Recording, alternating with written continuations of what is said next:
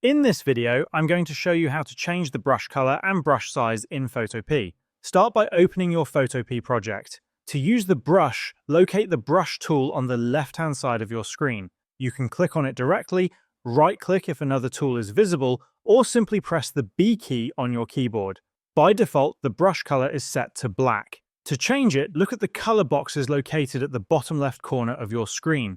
Click on the top color box to open the color picker. From here, you can choose any color you want, then click OK. When you start painting again, the brush will use the newly selected color. There are two color boxes available, usually set to black and white by default. You can change both colors and switch between them using the arrow icon next to the boxes.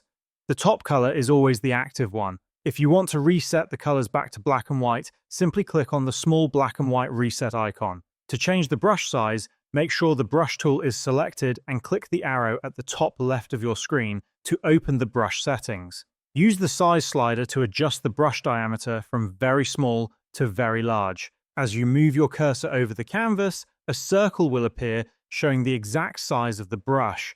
You can also adjust brush hardness from the same panel. A higher hardness value creates sharp, well-defined edges, while lowering the hardness produces softer, blurry edges for a smooth, glowing effect. Additionally, you can quickly adjust brush size using your keyboard by pressing the left bracket key to make the brush smaller or the right bracket key to make it larger. These shortcuts allow for faster and more precise control while drawing, and then this is how you can change the brush color and brush size in Photopea.